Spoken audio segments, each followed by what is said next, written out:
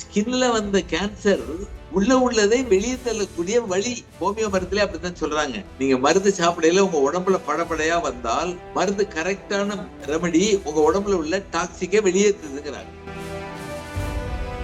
செத்து போய் ஞாபகம் இல்லாம இருக்கு. நீங்க மறுபடியும் நல்ல ரத்தம் போனா அந்த செல்கள்லாம் உயிராகி அதுல பதிவான எண்ணங்கள்லாம் ஞாபகத்துக்கு வருது. நமக்கு இப்ப அந்த ஞாபக சக்தி இல்லையான்னா இருக்கு. என்னவா இருக்குன்னா படிச்ச பாடம் ஞாபகத்துல இல்ல, அம்மா நம்மளை கவனிக்கல, தம்பியை கவனிக்கிறாங்கிற பொறாமை ஞாபகத்தில் இருந்துகிட்டே இருக்கு. படிப்பில் ஆர்வம் இல்லையா, படிப்பு ஆர்வத்தை கொண்டு வரலாம். தம்பி தங்கச்சி இருக்காங்க, அம்மா நம்மளை கவனிக்கலைன்னு புக்க பேர் திறந்து வச்சிருக்கோம். புக்க மனசை பார்த்துக்கிட்டே இருக்கும். ஆனா நம்ம அம்மா நமக்கு கவனிக்கல, தம்பியை தான் தூக்கி பால் கொடுக்குறா, இப்படியே பிராணாவை நஷ்டப்படுத்திட்டு ஒவ்வொரு செல்லும் உயிர், ஒவ்வொரு செல்லும் கடவுள். அதுக்கு பிராணாவை கொடுக்க மாட்டேங்குது. அந்த மைண்ட் மாறாத வரைக்கும் நீங்க ஒரு மருந்து கொடுத்து ஞாபகத்தை கொண்டு வர முடியாது. இப்படியே 10-15 வியாதி, ஒருக்கா சளி பிடிச்சிச்சு அது பாட்டுக்கு போட்டும்னு இல்லாம அமுக்கி வச்சிடறோம். இப்படியே அமுக்கிட்டு ஒரு நல்ல ஹோமியோ டாக்டரை பார்க்கையில ஒவ்வொரு மருந்து சாப்பிடல ஒவ்வொரு வியாதியா மருந்தே வெளியே வருது.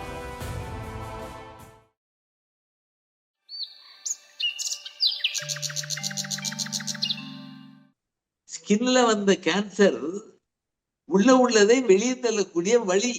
ஹோமியோ மருந்துல அப்படித்தான் சொல்றாங்க. நீங்க மருந்து சாப்பிடையில உங்க உடம்புல படபடையா வந்தால் மருந்து கரெக்டான ரெமடி உங்க உடம்புல உள்ள டாக்ஸிக்கை வெளியேற்றுதுங்கிறாங்க. அதை புரிஞ்சுக்கிறது அனுபவத்திலாம் புரியும். ஆமாங்க சார், கரெக்டா சொன்னீங்க. இந்த குழந்தைங்களுக்கு பிரச்சனையை பார்த்தோம்னா இந்த பருவங்கள் மாறும்போது கூட வருது. அப்புறம் இந்த படிப்பு விஷயத்துல கூட அவங்களுக்கு இந்த மெமரி பவர் இன்க்ரீஸ் ஆகலாம். அது மாதிரிலாம் பண்றதுக்கு ஏதாவது வாய்ப்பு இருக்கா சார் இந்த மருத்துவத்துல, மலர் மருத்துவத்துல?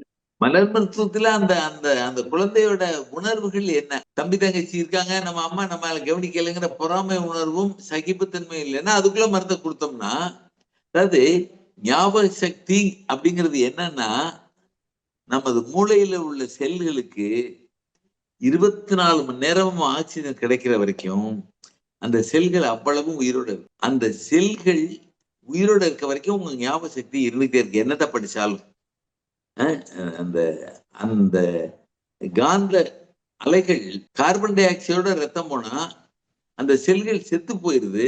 செத்து போய் வெளியே போயிடல, செத்து போய் ஞாபகம் இல்லாம இருக்கு. நீங்க மறுபடியும் நல்ல ரத்தம் போனா அந்த செல்கள்லாம் உயிராகி அதுல பதிவான எண்ணங்கள்லாம் ஞாபகத்துக்கு வருது. நமக்கு இப்ப அந்த ஞாபக சக்தி இல்லையான்னா இருக்கு. என்னவா இருக்குன்னா படிச்ச பாடம் ஞாபகத்துல இல்ல, அம்மா நம்மளை கவனிக்கல, தம்பியை கவனிக்கிறாங்கிற பொறாமை ஞாபகத்தில் இருந்துகிட்டே இருக்கு. நம்ம அப்பா வசதியா இல்ல, நம்ம அப்பாவோட அம்மாவோட அக்கா தங்கச்சி எல்லாம் வசதியா வாழ்றாங்க, நம்மகிட்ட கார் இல்ல, அது இல்லை இது இல்லைங்கிற ஏக்கத்திலே அந்த எண்ணத்தை ஞாபகம் வச்சுக்கிட்டு இருக்க, படிச்சதை மறந்துக்கிறது. அப்ப அந்த எதிர்மறை குணம் அந்த குழந்தைக்கு என்ன? கோபமா, கவலையா, பொறாமையா, பயமா, சந்தேக புத்தி. அதாவது ஒரு சந்தேக எண்ணத்தோட ஒரு ஆள் வாழ்ந்திருந்தால் எதுக்கோ வாழ்க்கையில தம்பி சொத்தை எடுத்துருவான்னு சந்தேகம், மனைவி தப்பான வழியில போயிடுவான்னு சந்தேகம், இப்படி பல எண்ணங்கள். சந்தேகத்துல இந்த சந்தேகம் பதிவாயிருந்தால் 3 வயசு 4 வயசு குழந்தைக்கே சந்தேக புத்தியோட பிறக்குது. அது மூளையில எப்பவும் சந்தேக புத்தி இருக்கிறதுனால சந்தேகம் ஞாபகம் இருக்குது, படிச்ச பாடம் ஞாபகம், பயம் மனசுல இருக்கு இல்ல. சோ அந்த 38 குணாதிசயத்துல எந்த குணம் அதுக்கு டாமினேட்டோ அதை மறக்கடிக்கக்கூடிய வேலையை, முழுமையாக அழிக்கக்கூடிய வேலை, அதுக்குள்ள ரெமடியல் மெஷர். டாக்டர் பாட்சி மிக அருமையான வார்த்தையை யூஸ் பண்ணியிருக்காரு. எந்த மருந்தையும் அவர் பிளவர் மெடிசின்னே சொல்லல, பிளவர் ரெமடின்னு சொல்லி டாக்டர் பாட்ச் பிளவர் ரெமடிஸ்ன்னு எழுதியிருக்காரு. அந்த எதிர்மறை குணங்களை நேர்மறையாகக்கூடிய ரெமடியல் மெஷர். அப்ப அந்த ஞாபக சக்தியை கொண்டு வர்றதுங்கிறது நீங்க நினைக்கிற மாதிரி ஒரு ஜெனரல் இல்லை. அந்த குழந்தை எந்த தேவையற்ற எண்ணங்களை மனசுல வச்சிருக்கோ அதை அழிச்சு அப்பதான் தேவையில்லத பதிய வச்சு. அதனாலதான் வள்ளுவர் குரல்ல நன்றி மறப்பது நன்றன்று, நன்றல்லது அன்றே மறப்பது நன்றுட்டார். நன்றல்லது என்ன? நம்மகிட்ட ஒருத்தன் ரூபா வாங்கினா கொடுக்கல, அல்லது நம்ம ஒருத்தன் கேவலப்படுத்திட்டான், ஒருத்தன் கோபமா பேசிட்டான், 4 பேருக்கு முன்னாடி இவனுக்கு ஒண்ணும் தெரியாதுன்னு சொல்லிட்டான் அப்படின்னா, சொல்லிட்டு போறான்னு மறந்து போகாம நம்மளை சொல்லிட்டான், அவனை எப்படி பழிவாங்கலாம், நம்ம அவனை சொல்லிட்டான் பழிவாங்க, இது ஞாபகத்துல இருந்துகிட்டே இருக்கு. ஆனால் தேவையான படிப்போ தேவையான வாழ்வியலுக்கு கத்திரிக்காய் வாங்க போறதோ, வீட்டுக்கு ஜாமான் வாங்க போறதோ, அல்லது ஆபீஸ் வேலைக்கு போறதோ நம்ம ஞாபகத்துல இல்லாம போனதுக்கு காரணம் தேவையற்ற எண்ணங்களை நாம் பதிய வச்சிருக்கிறதுனால தேவையான எண்ணங்களை ரெக்கார்ட் பண்றதுக்கு அங்க இடம் இல்லாம போயிடும். அதனால அத உணர்ந்து அந்த குழந்தைக்கு என்ன மனநிலைன்னு உணர்ந்து படிப்பில் ஆர்வம் இல்லையா, படிப்பு ஆர்வத்தை கொண்டு வரலாம். தம்பி தங்கச்சி இருக்காங்க, அம்மா நம்மளை கவனிக்கலைன்னு புக்கை பேர் திறந்து வச்சிருக்கோம். புக்கை மனசை பார்த்துக்கிட்டே இருக்கும். ஆனா நம்ம அம்மா நமக்கு கவனிக்கல. தம்பியை தான் தூக்கி பால் கொடுக்குறா. இப்படியே பிராணாவை நஷ்டப்படுத்திட்டு ஒவ்வொரு செல்லும் உயிர், ஒவ்வொரு செல்லும் கடவுள். அதுக்கு பிராணாவை கொடுக்க மாட்டேங்குது. அந்த மைண்ட் மாறாத வரைக்கும் நீங்க ஒரு மருந்து கொடுத்து ஞாபகத்தை கொண்டு வர முடியாது. அதுக்கு வேணுங்கிற கான்ஸ்டிடியூஷனல் ரெமெடி, அதோட மைண்ட் சிம்டம் அதுக்கு கொடுத்தால் ஞாபக சக்தி வந்துடும். அதை கண்டுபிடிக்கக்கூடிய பழக்கத்தை நம்ம வளர்த்துக்கிறோம். ஒவ்வொரு பிஹேவியர்லயும் வளர்த்துக்கிறோம். அதாவது ஒரு சின்ன உதாரணம், என்னுடைய அதாவது உணர்வுகளும் எண்ணங்களும் தான் வியாதிக்கு காரணம். உணர்வுகளும் எண்ணங்களும் தான் எல்லா வியாதிக்கும் அடிப்படையா இருக்கு. நம்ம வியாதிக்கு ட்ரீட்மெண்ட் வேண்டாம், முதல்ல எதனால உருவாகுதுன்ற அந்த அடிப்படைக்கு மருந்து கொடுங்க அப்படின்னு சொல்ற மாதிரி இருக்கு இல்லையா? அப்புறம் இந்த ஆங்கில மருத்துவம் சொல்லும் போது ரொம்ப அழகா சொன்னீங்க சார். உள்ள அப்படியே அதை அழுத்துதுன்னு. நம்ம உணர்வுகளை கூட வேணும்னா வெளிப்படுத்திடலாம், அத கூட உள்ள போட்டு சப்ரஸ் பண்ணோம்னா அது கூட வியாதியா வரும்னு சொல்லுவாங்க. நீங்க அந்த மருந்தே நம்ம இதை வியாதியை சப்ரஸ் படுத்துது, அதை வெளிப்படுத்த விட மாட்டேங்குது. அதனாலதான் நம்ம டாக்டர் நோ மெடிசன் சொல்றோம் போல இருக்கு. அதாவது ரமணருக்கு சொன்னதுதான், ஒரு வியாதி வந்தோன்னு அதுக்கு மருந்து வெளியே போட்டோம்னா வெளியே போறதுக்கு ரெடியா இருந்தா உள்ள அமைக்க வச்சிடறோம். அடுத்த ஒரு வியாதி உள்ள அமைக்க வச்சிடறோம். இப்படியே 10-15 வியாதி ஒரு சளி பிடிச்சிச்சு அது பாட்டுக்கு போட்டோம்னு இல்லாம அமைக்க வச்சிடறோம். இப்படியே அமைக்கிட்டு ஒரு நல்ல ஹோமியோ டாக்டரை பார்க்கல ஒவ்வொரு மருந்து சாப்பிடலையும் ஒவ்வொரு வியாதியா மருந்தையும் வெளியே வருது. அப்ப அவர் என்ன கேள்வி கேட்கிறாரு, சின்ன பிள்ளைல எங்கேயாவது நீங்க கண்ணுல அடிபட்டுச்சா, சின்ன பிள்ளைல உங்களுக்கு ஏதாவது ஆச்சா, இப்படி ஆச்சா, உங்களுக்கு சின்ன பிள்ளைல அம்மை வந்துச்சா, சின்ன பிள்ளைல மஞ்சக்காமலை வந்துச்சான்னு கேட்கிறாருன்னா என்ன அர்த்தம்னா, இந்த மஞ்சக்காமலைங்கிற வியாதிக்குள்ள காரணங்களை மாற்று மருத்துவத்துல போட்டு உள்ள அமைக்கி வச்சுக்கிறோம். அது வெளியே அனுப்பல. அதெல்லாம் சேர்ந்து அக்யூமுலேட் ஆனதை ஒரு சரியான டாக்டர் ஒன்னா வெளியேற்ற பாக்குறாரு. ஆனால் மித்த மாற்று மருத்துவ முறையான ஹோமியோ, ஃப்ளவர் மெடிசின் உள்ள வியாதியை வெளியே அனுப்பிச்சிருது. ரொம்ப அந்த வியாதி, நானே எனக்கு ரொம்ப நெருக்கம் பழக்கமான டாக்டர் சுந்தர்னு ஒரு ஹோமியோ டாக்டர் சென்னையில அடையாறுல இருக்காங்க. அவரு என்னோட மருத்துவத்துல ரொம்ப டிஸ்கஸ் பண்ணுவோம். மலர் மருத்துவத்தையும் ஹோமியோவையும் கம்பேர் பண்ணி நிறைய டிஸ்கஸ் பண்ணுவோம். உட்கார்ந்துட்டோம்னா பேசிக்கிட்டு இருக்கையில இதை மாத்திரம் பேசல, ஒரு அம்மாவுக்கு கழுத்துக்கிட்ட இந்த கன்னத்துக்கிட்ட ஒரு சின்ன இது இருக்கு, பற்று இருக்கு, அந்த பத்தை போக்கணும்னு கேட்டாரு. அந்த அம்மா கேரக்டரை வச்சு 2 மருந்து கொடுத்தேன். அவருக்கு தெரிஞ்ச கேரக்டர் கொடுத்தாரு. 2 நாள் கழிச்சு அந்த பொம்பளை அவர்கிட்ட ஏன் சார் பற்று வந்திருக்கு, ஒரு ஸ்கார் மாதிரி இருக்கு, அதை போக்கணும்னு மருந்து கேட்டா அது உடம்பு பூரா ஆக்கி விட்டீங்களேன்னு கை காலில எல்லாம் வந்துருச்சான். உடனே அவர் சொன்னாதான், நல்ல மருந்து உள்ள வியாதியை வெளியில கொண்டு வந்துகிட்டு இருக்கு, நீ ஒரு 3 நாள் பொறுத்துக்க, அவசரப்பட்டு இங்கிலீஷ் மருத்துவலையோ அல்லது வேற ஏதோ ஊசியை போட்டு சப்ரஸ் பண்ணி உள்ள வச்சிடாத, மறுபடியும் அது எங்க இருக்குன்னு கண்டுபிடிக்க முடியாது, ஒரு 3 நாள் வெயிட் பண்ணு, 4 நாள் வெயிட் பண்ணு, அவளை வெளியே வந்துகிட்டு இருக்குன்னாராம். அவருடைய வார்த்தையை நம்பி இருந்தா ஒரு 5-6 நாள் கழிச்சு அவ்வளவும் வெளியில பக்கா ஃபார்ம் பண்ணி அந்த ஸ்கேப் எல்லாம் உதிர்ந்து பழைய தோல் பளபளன்னு வந்துருச்சு. உடம்புல வியாதி இல்ல. இதுக்கு பேர் பெர்மனன்ட் கியூர். உள்ள சப்ரஸ் பண்றதுக்கு பேர் கியூர் இல்ல, அதை வெளியே அனுப்புறதுக்கு பேர் கியூர். அதான் ரொம்ப முக்கியம். அது ஒரு உதாரணம் நீங்க தெரிஞ்சுக்கங்க. நமக்கு ஒரு வலி அதிகமாகுதுன்னா அது ஒரு கியூரிங் சிம்டம். அதுதான் நம்மளுடைய கான்ஸ்டிடியூஷனல் ரெமடின்னு அர்த்தம். இல்லைன்னா வியாதியை குணப்படுத்தலை, வியாதியை சப்ரஸ் பண்ணிக்கிட்டு கண்ட்ரோல் பண்ணிக்கிட்டு இருக்குன்னு அர்த்தம். கரெக்டா வியாதி அதிகமா வெளியே போயிடுச்சுன்னா அதுதான் குணத்தோட இது ரொம்ப கஷ்டமான சப்ஜெக்ட் தான். இதை புரிஞ்சுக்கிறது மருத்துவத்துக்கு போய் ஆராய்ச்சி பண்ணி தெரிஞ்சாதான் நல்லா இருக்கும். சொல்லுங்க. இந்த தியானத்துல கூட சில பேரு உட்கார்ந்த உடனே என்னமோ வருது, எங்களுக்கு உள்ள இருந்து என்ன சொல்றது, எங்களுக்கு உட்கார்ந்த பிறகுதான் வலி வருது, உட்கார்ந்த பிறகுதான் எங்களுக்கு அதிகமாயிடுச்சு அப்படின்னு சொல்லுவாங்க. அப்ப இங்க வந்த புதுசுல சொல்லுவாங்க, அது உங்களோட கிளியரன்ஸ் நடக்குது, உள்ள கிளென்சிங் நடக்குது அப்படின்னுவாங்க. அதே நம்ம வியாதியே இருக்கு போல அப்படின்னு யோசித்தேன். அதாவது நீங்க சொன்னத இப்ப நிறைய பேர் என்கிட்டயும் கேக்குறாங்க. நிறைய பேர் தியானத்துக்கு வந்தா பல எண்ணங்கள் ஓடிக்கிட்டே இருக்குன்னு. அதெல்லாம் உள்ள பதிவானதை வெளியே அனுப்பிச்சுக்கிட்டு இருக்கு, வியாதி அனுப்புற மாதிரி. அதனால என்னால கான்சென்ட்ரேட் பண்ண முடியலன்னு நினைக்காதீங்க. ஒரு 5000 பதிவுகளை வச்சிருந்தோம்னா ஒவ்வொரு நாள் பதிவிலையும் 2 4 5ன்னு ஞாபகமா ஓடுது. பழைய எண்ணங்களா ஓடுதுன்னா பழைய எண்ணங்கள் பதிவானதை வெளியேற்றிக்கிட்டு இருக்கு. அது பின்னாடி போயிடாதேன்னு புத்தர்ல இருந்து எல்லாரும் சொல்லிக்கிட்டு இருக்காங்க. அதை சாட்சி பாவமாக வேடிக்கை பாருங்கள்.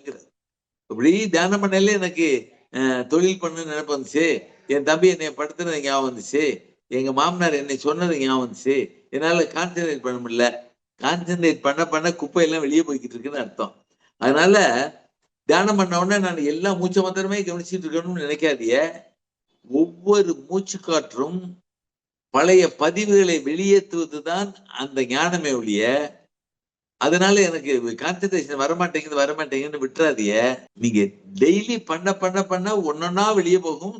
அது அதிக நேரம் பண்ண அதிக நாட்கள் பண்ண சீக்கிரம் வெளியே போயிடும். சீக்கிரமா நம்ம ஞானத்துக்கு வந்துடும். ஞானம் வர்றதுங்கிறது வேற ஒண்ணுமே இல்லை. நாம் தெய்வீக தன்மையை அடைகிறது உள்ளுக்குள்ள உள்ள அழுக்கெல்லாம் வெளியே போனதுக்கு அப்புறம் தான். அது வரைக்கும் நான் மனிதன் தான். மனித உருவில் உள்ள ஒரு தெய்வம் உட்கார்ந்து இருக்கு. இந்த அழுக்கெல்லாம் போனதுக்கு அப்புறம் தான் முழுமையாக நாம் பண்ண போறோம். அதனால தியானம் பண்றவங்க எல்லாம் நான் தியானத்துக்கு உட்கார்ந்தா வேற தாட்டு வருது, அந்த தாட்டு வருது, இந்த தாட்டு வருது. எப்படி மனசை ஒருநிலைப்படுத்துறதுன்னு தெரியல.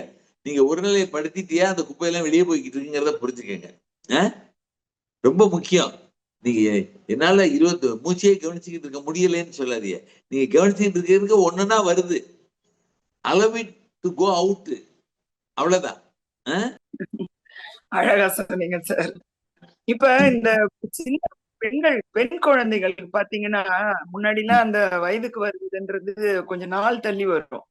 இப்பெல்லாம் ரொம்ப சீக்கிரமாவே இங்கே வந்துடுறாங்க. அந்த மாதிரி அதுக்கு உணவு முறையா, சமூக தாக்கமா, எதனால அந்த குழந்தைகள் சீக்கிரமாவே வர்றாங்க?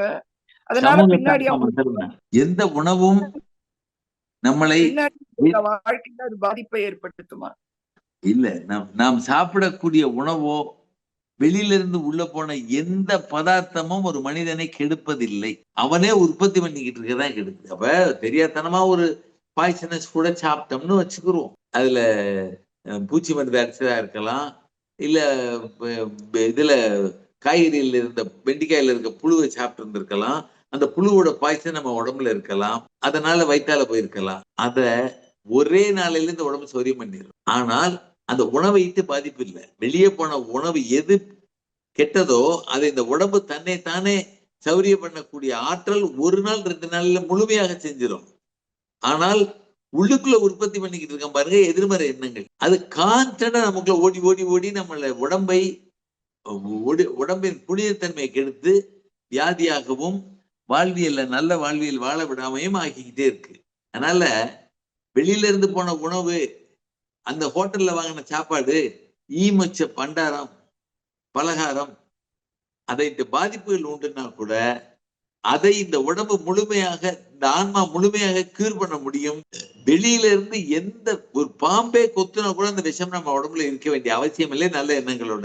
அல்லது நல்ல எண்ணம் இல்லாம இருந்தால் எந்த பாம்பும் கொத்த வேண்டாம். இந்த ஆன்மாவே பாம்பு விஷத்தை உள்ள உற்பத்தி பண்ணிக்கிட்டு இருக்கு. ஆன்மா இல்ல, எண்ணங்கள். அதனால அதை வெளியேற்றுறதுதான் கஷ்டம். வெளியில இருந்து வந்த எந்த பாதிப்பையும் இந்த ஆன்மா ரொம்ப சீக்கிரமா வெளியேற்றி புனிதப்படுத்திக்கிறோம். உள்ளுக்குள்ளே உற்பத்தி பண்ணிக்கிட்டு இருக்கிறதுக்கு பாருங்க, அந்த விஷத்தன்மை தான் மனிதனை பாதிக்கும். அதனால அந்த அந்த குழந்தையுடைய ஆன்மால என்ன ஸ்ட்ரெஸ் இருக்கு, அதுதான் அதோடைய வாழ்வியல். அந்த ஸ்ட்ரெஸ் பரம்பரை தான். நம்ம எந்த ஸ்கூல்லையும் போய் கோபத்தையும் கவலையும் பொறாமையும் படிக்கல, கர்ப்பப்பையிலே படிச்சுட்டு வந்துடுறோம். கர்ப்பப்பையில இருக்கையிலே குணத்தை படிச்சுட்டு வந்துடுறோம். பள்ளிக்கூடமே அதுதான், கெட்ட உணர்வுகளே. அதனால நல்ல எண்ணங்களோட இருக்கவையில வரக்கூடிய குழந்தை நல்ல உணர்வுகளோட வருது. ரொம்ப ஆழமா பதிய வச்சுக்கோங்க. அதை இப்ப எங்க அம்மாவுக்கு அம்மா பொல்லாதவன்னா, எங்க அம்மா பொல்லாதவன்னா, நானும் பொல்லாதவன்னா. நானாவது அதை அழிச்சாதானே என் பிள்ளைக்கு இல்லாம இருக்கும். அதான் தியானம். வாங்கி வந்த வரம் இருக்கட்டும், அது தேவையில்லைன்னா அழிச்சிடணும். ஒரு ஒரு நல்ல எண்ணங்களோட வாழ்ந்தா ஒரு நல்ல தாய் வயிற்றுல பிறப்போங்கிறதா உண்மை. இந்த விதியை மதியால் வெல்லலாங்கிற மாதிரி இருக்கு இல்லையா? இதான் உங்க விதின்னா அதை நீங்க மதியால வெல்ல முடியும் அப்படிங்கிறதுதான் விதிங்கிறது நம்மளுடைய உணர்வு, எதிர்மறை உணர்வு. மதிங்கிறது நம்ம அறிவுபூர்வமா சிந்திக்கிறது. எப்பொருள் யார் யார் வாய் கேட்பனும் அப்பொருள் மெய்ப்பொருள் காண்பது அறிவினார் பாருங்க. அதனாலதான் புத்தர் புத்தம் சரணம் கச்சாமின்னார். உங்களுடைய புத்திக்கு சரணடையுங்கள் அப்படின்னாரு. உணர்ச்சிக்கு சரணடையாதீர்கள். எது நடந்தாலும் கிளாஸ் ஆரம்பிக்கிறதுக்கு முன்னாடியே நானும் என்னோட மலர் மருத்துவத்துல கூட இருக்க ஒரு டாக்டர் அம்மாவும் டிஸ்கஸ் பண்ண அதுதான் நம்ம அதாவது வாழ்வியல நடக்கிற அவளையும் அக்செப்ட் ஆஸ் இட் இஸ். அது ஒரு கிளென்சிங் சைக்கிள். அதை தூக்கிட்டே போயிட்டே இருக்காது. அந்த அறிவு வேணும் நமக்கு. ஒவ்வொரு பாதிப்பும் அதாவது இன்னும் இது ரொம்ப இல்லை ஒரு இது புரிதல் இல்லாத ஆளுகளுக்கு உணர்த்துறதுக்காக ஒரு ஆள்கிட்ட சொன்னேன், உங்களுக்கு தெரிகிற உருவம் நாகலிங்கத்துக்குள்ள உருவமற்ற கோபம் இருக்கலாம், உருவமற்ற பொறாமை இருக்கலாம், உருவமற்ற பேராசை இருக்கலாம். அதுவும் என் கூட இருக்கு. இப்படி ஒரு 50-100 நாகலிங்கம் கூடவே வந்துகிட்டே இருக்கான். அப்ப ஒரு ஸ்கூட்டர்ல போய் தடுக்கி விழுந்து கொஞ்சம் ரத்தம் போயில கோபமோ கவலையோ பொறாமையோ போய்கிட்டே இருக்கு. ஒவ்வொரு ஆக்சிடென்ட்டும் ஒவ்வொரு ஆக்சிடென்ட் தான் ஆகணும் இல்ல, அறிவு இருக்காயா மருந்து ஒழுங்கா கொடுக்க மாட்டேங்கன்னு கேட்டான்னா அவன் ஒரு நாளைக்கு இந்த வாங்கி போயிட்டான். அதே மாதிரி இன்னொருத்த என்கிட்ட ரூபாயை வாங்கிட்டு கொடுக்க மாட்டேன், நீ கோர்ட்டுக்கு போயா பாத்துக்கிறேன்னு வேதனைப்படுத்தி விட்டு போனான்னா அவன் இன்னொரு கெட்ட நாளிங்க தான் வாங்கிட்டு போயிட்டு இருக்கான். இப்படி ஒவ்வொரு கெட்ட நாளிங்கத்தையா இப்படி வரக்கூடிய ஆட்கள் வாங்கிட்டு போயிட்டே இருக்காங்க. அதையே திருப்பி திருப்பி கேட்டு வாங்கிக்கிறீங்க. அதனாலதான் புத்தர் சொல்றாரு, அவர்கிட்ட குறைகளை சொல்லல. அவர் சொன்னாரா, நீங்க கொண்டு ஒரு ஆப்பிள் குடுக்குறிய, நம்ம 2 பேரும் பேசிக்கிட்டு 1/4 மணி நேரம் கழிச்சு நானும் எந்திரிச்சு போயிடுறேன், நீங்க போயிட்டீங்கன்னா அந்த ஆப்பிள நான் எடுத்துட்டு போயிடலாம், அந்த ஆப்பிள் எனக்கு சொந்தம் இல்ல. அதே மாதிரி நீங்க என்னை அறிவு இருக்கான்னு கேக்குறீங்கன்னா உன்னை என்ன பண்றேன் பாருங்க, திருப்பி நான் அதை வாங்கிக்கிறேன். என்கிட்ட இருந்த என்னை ஒரு முட்டாள் அப்படிங்கிற நாகலிங்கம் உனக்கு அறிவு இருக்கான்னு ஒருத்தர் கேட்டன்னைக்கே வாங்கிட்டு போயிடுறேன். இல்ல நான் அறிவாளி ஆகிக்கிறேன். ஒரு ரூபா கொடுக்கல கஞ்சப்பையில ஏன்டா இப்படி ஒரு தப்பான வாழ்க்கையை வாழ்றேன்னு நான் செய்யாத ஒரு வாழ்க்கையை என்னை குறை சொன்னான்னா ஒரு நாளைக்கு தான் கட் பண்ணிட்டு போயிடுறான். இந்த நிகழ்வு பல பிறவிக்கு முன்னாடி நான் செஞ்ச பாவத்தில் என்னோட ஒட்டிக்கிட்டு வந்தது. அதான் வாங்கிட்டு போயிட்டாங்க, திருப்பி அவனோட சண்டை போட்டியை திருப்பி வாங்கிக்கிறேன். உன்னை பாரு ஆளை வச்சு அடிக்கிறேன், என்னைவா அப்படி கேட்டேன்னு சொல்லி போன கர்மாவை திரும்பி வாங்கிக்கிறோம். அதனாலதான் பைபிள்ல ஒரு கண்ணத்தை இருந்தால் அடுத்த கண்ணத்தை காமியாம இன்னொன்னு வாங்கிட்டு போவான், இன்னொரு பாவத்தை வாங்கிட்டு போவாங்கிறார். வள்ளுவரும் இன்னா செய்தாரை ஒருத்தல் அவர் நான நன்னையும் செய்து விடுன்றாரு. உனக்கு ஒருத்தன் என்ன செஞ்சிருக்கான்னா உங்ககிட்ட உள்ள ஒரு கெட்ட நாளிங்க வாங்கிட்டு போய்கிட்டு இருக்கான், அதையும் திருப்பி கொண்டான்னு கேட்கிற. அதுக்காக கெடுதல் பண்ணாம இருக்கிறாரு. பெரிய ஆழமான கருத்து இந்த 2லயும் இருக்கு. இன்னா செய்தாரை ஒருத்தல் அவர் நான நன்மையும் செய்து விடலையும் ஒரு கண்ணத்தை அடித்தால் அடுத்த கண்ணத்தை காமிங்கிற சயின்ஸும் ஒவ்வொரு பாவத்தையும் ஒவ்வொருத்தையும் வாங்கிட்டு போய் வந்துகிட்டு இருக்கான். அதை ஏன் திருப்பி வாங்கிக்கிறீங்க? மாமியாலே 2 கத்துறான்னு வச்சுக்கோங்களேன், நல்ல வேலை 2 பாவத்தை வாங்கிட்டான்னு முடியும் இருக்கேன். அது உங்களுக்கு சோத்துக்கு உப்பு போட தெரியலன்னு வச்சுக்கிருவோம், அதுக்காக அவ கத்தனான்னு வச்சுக்கிருவோம். அது நியாயமான நம்ம தவறுதான். அவளும் பேசுறது நியாயமா இருந்தா கூட உப்பு போடுறத ஒழுங்கா பழகுங்கிற ஞானத்தை கொடுத்துட்டு உப்பு போட தெரியாத வாங்கி போயிட்டு இருக்கான். புரியுதா? புரியுது. ஆனா ஏற்றுக்கொள்ளுதல் நம்ம இதுல சொல்லுவாங்க இல்லையா, அக்செப்டன்ஸ், நோ ஜட்ஜ்மென்ட். அக்செப்டன்ஸ் தான் உலகத்துல எது நடந்தாலும் நான் செஞ்ச பாவத்துக்கு நமக்கு வர்ற பலன் அக்செப்ட் பண்ண தெரிஞ்சது. அதனாலதான் நான் நிறைய ஞானிகளோட பழகிருக்கேன். எனக்கு பழக்கமான ஒரு சாமியில் இப்ப இல்ல, அவர் வீட்டுக்கு வந்து ஆசீர்வாதம் வாங்கிட்டு ஒரு பொம்பளை போறான், என்னுடைய ஒய்ஃபோட தங்கச்சிக்கு உறவினர். அவ ஒரு அரகன் லேடி, எனக்கு தெரியாம ஒரு அரகன் லேடின்னு தெரியும். ஆனா அது தான் ஒரு அரகன்னு அவர் தெரியாம வாழ்ந்துக்கு. அந்த ஞானிக்கு நம்மளோட நல்லாவே தெரியும். அவர் ஆசீர்வாதம் பண்ணி அனுப்பிச்சிட்டார். போற வழியில அவங்க போன பஸ் அந்த குழந்தை ஜன்னல் ஓரமா இருந்திருக்கு. இந்த ஜன்னல் ஓரமா இருந்த குழந்தை எதுக்கு வந்த காரும் 2 ஒண்ணும் மோதுனது இல்ல.